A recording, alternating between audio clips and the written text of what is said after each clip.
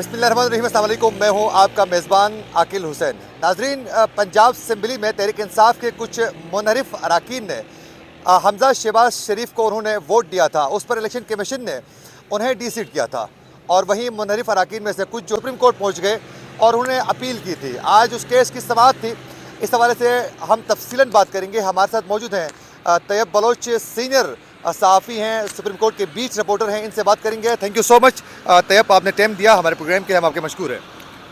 اچھا، مجھے یہ بتائیں طیب کہ آج یہ جو منحرف اراکین تھے تحریک انصاف کے، وہ یہاں پہنچ گئے تھے، اور ہم نے یہ بھی سنا ہے کہ آج چیف جسٹس نے بھی کچھ ارریلیونٹ قسم کے ریمارکس بھی دیے ہیں۔ جی، بیسیکلی چیف جسٹس کی سربراہی میں سپریم کورٹ کا 3 رکنی بینچ نے جو ہے وہ پنجاب اراکین اسمبلی، جو منحرف اراکین اسمبلی تھی یعنی تحریک انصاف سے جن کا تعلق تھا، انہوں نے اپنی اپیلیں دائر کی ہوئی تھی۔ جو وہ کیس تھا بیسیکلی جس میں زارا بطول اور کچھ اور بھی ایم پی ایز جو ہیں انہوں نے یہاں پہ رجوع کیا ہوا تھا، سابقہ ایم پی ایز، کیونکہ جب انہوں نے ووٹ اپنی پارٹی پالیسی سے ہٹ کے ووٹ دیا حمزہ شہباز کو، تو اس کے بعد ان کو ڈی سیٹ کر دیا گیا تھا۔ تو وہ ڈی سیٹ کے فیصلے کے خلاف یہاں پہ آئے، اور ان کا کیس آلریڈی غیر مؤثر ہو چکا ہے، چونکہ اب تو اسمبلی ہی نہیں رہی تو ان کا فیصلہ ہوتا۔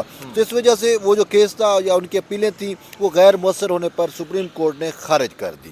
باقی جو آپ نے بات کی کہ ریلیونٹ ریمارکس کی، وہ کچھ یوں ہوتا ہے کہ چونکہ یہ معاملہ جو تھا منحرف اراکین کا، یہ الیکشن کمیشن بھی اس میں فریق بنا ہوا تھا، تو D G election commission supreme court میں تشریف لائے، تو چیف جسٹس کو نہ جانے کیا سوچی، ٹھیک ہے۔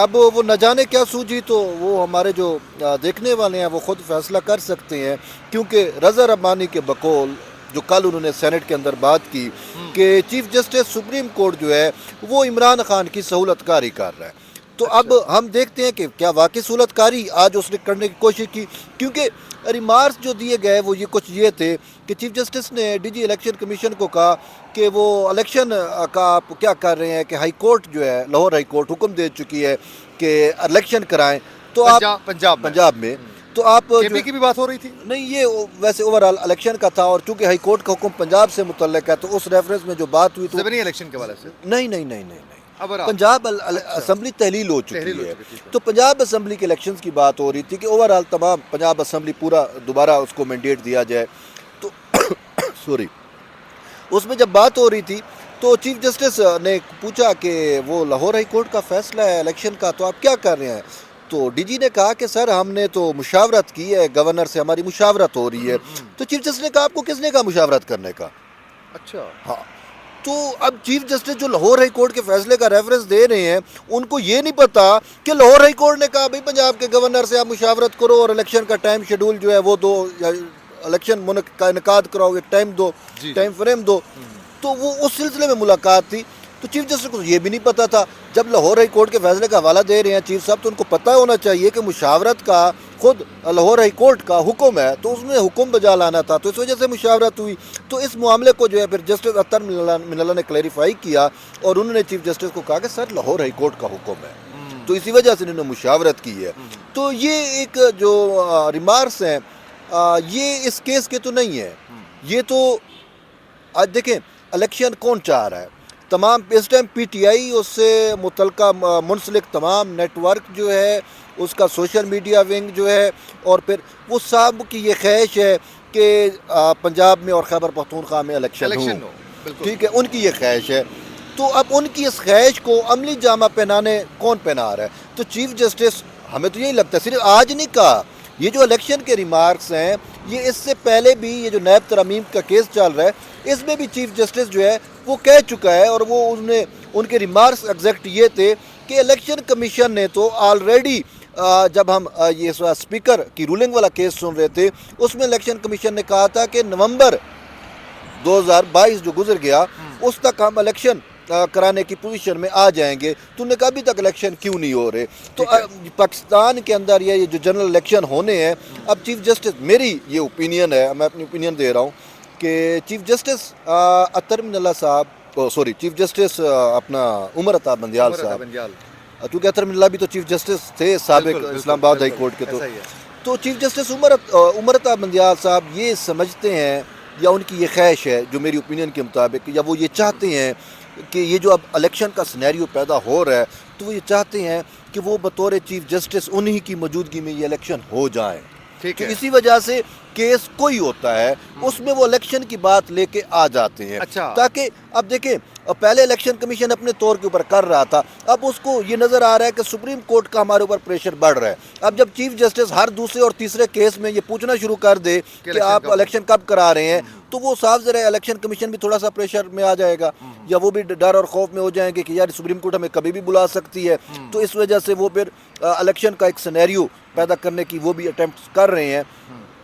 تو اب ہو کیا رہا ہے کہ چیف جسٹس یہ چاہ رہے ہیں کہ الیکشن میں ہی کروا کے جاؤں, اور کیونکہ ان کے بعد ویسے جو جنرل الیکشن ہونے ہیں, اگر ہم کانسٹیٹیوشنل ٹینیور دیکھیں اسمبلیوں کا, اسمبلی کا جو یا مینڈیٹ ہوتا ہے اس کا ایک کانسٹیٹیوشنل ٹینیور بھی ہوتا ہے نا, عینی مدت ہوتی ہے.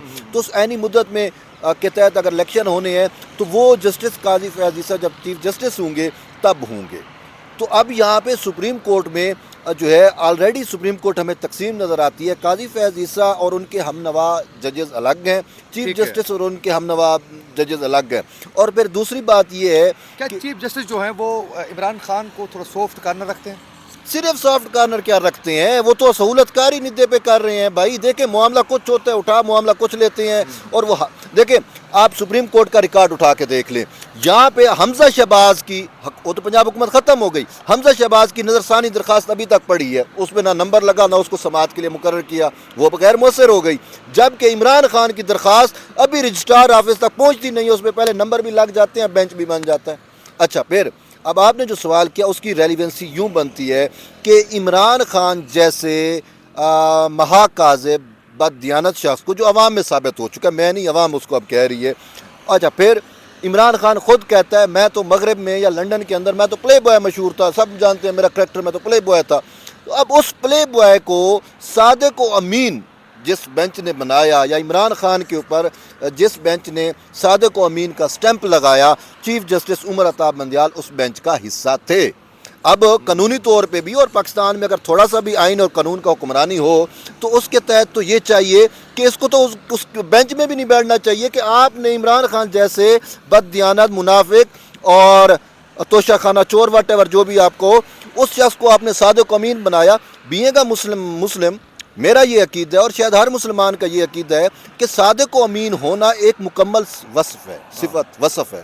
رسول خدا کی ذات کے علاوہ کسی کو صادق امین عام لوگوں کو کہنا میرے سر خیال میں پیغمبر, دیکھیں پیغمبر جو ہے نا وہ ہم سمجھ سکتے ہیں کہ کسی حد تک وہ کمپلیٹ ہوتے ہیں, باقی انسان کمپلیٹ نہیں ہے کوئی بھی اچھا انسان. مجھے یہ بتائیں کہ یہ تمام معاملات کو دیکھتے ہوئے کیا آپ کو لگتا ہے کہ آنے والے وقت میں عمران خان کے خلاف سکنجہ ٹائٹ ہو سکتا ہے؟ اس میں فارن فنڈنگ کا کیس ہے, اس کی مبینہ بیٹی کا کیس ہے, اس میں کچھ اس کے خلاف بڑے کوئی گیم تیار ہو رہی ہے؟ سر گیم تو تیار نہیں ہے, وہ تو آئین کا کمانڈ ہے, سمپل بات ہے. دیکھیں اس کا فارن فنڈنگ کیس ہے, اس کی بیٹی کا معاملہ ہے, اب وہ اپنی بیٹی کو بیٹی دونوں نہیں بڑے مانتا. کیس ہیں. اچھا اس کے علاوہ بھی بڑے کیسز پڑے ہیں عمران خان کے, جو عمران خان دوسروں کے, لیکن مسئلہ یہ ہے کہ وہ پاکستان پیپلز پارٹی کے چیئرمین بلاول بھٹو زرداری نے کہا کہ عمران خان کے سہولت کار ایک ادارے سے تو چلے گئے ہیں, باقی اداروں میں ابھی بیٹھے ہیں. تو جب تک عمران خان کے سہولت کار عدالتوں میں بیٹھے ہیں, جب تک عمران خان کو صادق و امین قرار دینے والے عدالتوں میں موجود رہیں گے, اس وقت تک حکومت, کوئی بھی ادارہ, الیکشن کمیشن جتنے بھی شکنجے ٹائٹ کر لے کچھ بھی نہیں ہوگا. ریلیف مل جائے گا. اس کو ریلیف مل رہا ہے اور ملتا رہے گا جب تک یہ بیٹھے ہیں, جب تک یہ ریٹائر نہیں ہو جاتے. تو اس وقت تک عمران خان کو جو ہے وہ کیوں عمران خان اتنا کانفیڈنس عدالتی ہے؟ کارروائی کو مد نظر رکھتے ہوئے آپ کو لگتا ہے کہ پنجاب اور کے پی میں الیکشن کسی وقت بھی ہو سکتے ہیں بہت جلد؟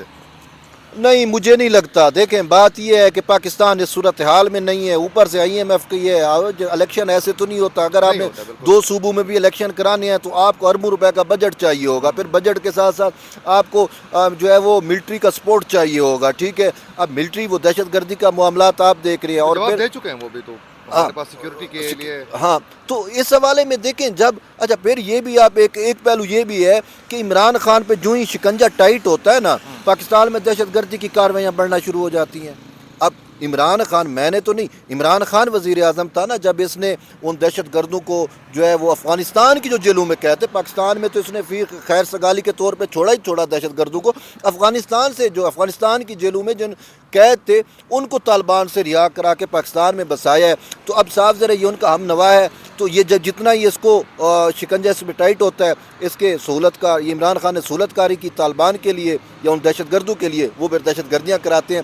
تو جب تک لیول پلے گراؤنڈ میسر نہیں ہوگا اس وقت تک تو الیکشن ہونا نہیں ہے. ایک اور ریزن ہے کہ ہمارے یہاں پہ جو دیگر سٹیک ہولڈر ہیں، پی ٹی اے بھی سٹیک ہولڈر ہے ہماری، لیکن جو دیگر سٹیک ہولڈر ہیں وہ سٹیک ہولڈر ابھی اس پہ ایگری نہیں ہے، کیونکہ انہوں نے الیکشن ریفارمز کرنی ہے. انہوں نے جو ہے وہ اور بہت سارے معاملات آپ کے سامنے چل بھی رہے ہیں کہ پی ڈی ایم میں جتنی فورسز ہیں وہ انتخابات میں بیٹھ وہ الیکشن کمیشن کے ساتھ ضمنی انتخابات کے لیے بھی قومی اسمبلی کی جو نشستیں تھیں اس پر بھی مسلم لیگ نون اور مولانا فضل الرحمان کی ٹیم کے علاوہ پیپلز پارٹی نے بھی بائیکاٹ کا ایک فیصلہ کیا ہے. اندرونی کہانی ہے ان کی. یہ بات ابھی تک کنفرم نہیں ہو رہی، اگرچہ یہ چل رہا ہے ذرائع سے ہے، لیکن اس میں بھی ایک ریزن ہے بائیکاٹ کا. چونکہ مولانا فضل الرحمان شروع میں یہ سمجھ رہے تھے کہ عمران خان جو ہے وہ ان 33 الیکشن سیٹوں سے لڑے گا تو ہم بائیکاٹ کر لیتے ہیں. تو اب عمران خان چونکہ اس بیٹی والا کیس اس کے گلے میں پھنس گیا ہے تو وہ الیکشن لڑ نہیں پا رہا. جب وہ لڑے گا تو نائل ہو جائے گا، کیونکہ بیٹی کو وہ تسلیم نہیں کر رہا. تو اب عمران خان تو اس سے بھاگ گیا ہے. پیپلز پارٹی نے کہا کہ ہم خالی نہیں چھوڑ سکتے، اور الیکشن کا بائیکاٹ کوئی وہ نہیں ہوتا، حل نہیں ہے. تو پیپلز پارٹی کے اندر اب بھی یہ ریزسٹنس موجود ہے کہ نہیں، ہمیں پی ڈی ایم کی بجائے ہمیں الیکشن میں جانا چاہیے. لیکن ابھی فیصلہ پارٹی پالیسی لیول پہ فیصلہ نہیں ہوا، لیکن جو پیپلز پارٹی کی مین قداور شخصیات ہیں اور وہ اب اس پہ قائل ہو چکی ہیں کہ ہم پی ڈی ایم کے ساتھ، کیونکہ ایاز صادق نے ان سے ملاقاتیں کی تو ہم پی ڈی ایم کے ساتھ ہو کے جو ہے وہ اس کا بائیکاٹ کریں. لیکن ایک اور بات کہ جو جنرل الیکشن کا ہے اس میں مردم شماری کا ایک بہت بڑا فیکٹر ہے کہ مردم شماری جب تک نہیں ہوگا، حلقہ بندیاں پہ ہوں گی، اس وقت تک الیکشن نہیں ہونے. کیونکہ مردم شماری کے اوپر ایم کیو ایم کا بہت بڑا آپ کے سامنے ہے کہ جو پچھلا مردم شماری ہوا تو ان کے تحفظات ہیں اور باقی بھی جو دیگر وہ ہیں. تو اس وجہ سے مردم شماری کا بھی وہ انیشیٹو چل بھی رہا ہے حکومت کی جانب سے. تو مردم شماری ہوگا، مردم شماری کے بعد نئے حلقہ بندیاں ہوں گی، اس کے بعد جو ہے وہ جنرل الیکشن جو ہے وہ ہوں گے. اس سے پہلے الیکشن ہوتے ہوئے نظر نہیں آتی. عمران خان الٹا بھی لٹک جائے، اس کے سہولت کار جو ہے وہ چاہے چیف الیکشن کمیشنر کو جیل میں بھی بھیج دیں، مجھے نظر نہیں آ رہا کہ الیکشن ہو. بہت شکریہ، آپ نے قیمتی وقت دیا ہمارے لیے، ہم آپ کے مشکور ہیں. ناظرین، یہی کہنا تھا طیب بلوچ کا کہ الیکشن فی الحال ہوتے ہوئے نظر نہیں آ رہے ہیں. وہیں دوسری جانب اس وقت بھی عدالتوں سے عمران خان کو ریلیف مل رہا ہے. اسی کے ساتھ اپنے میزبان عاقل حسین کو دیجیے اجازت. اللہ نگہبان.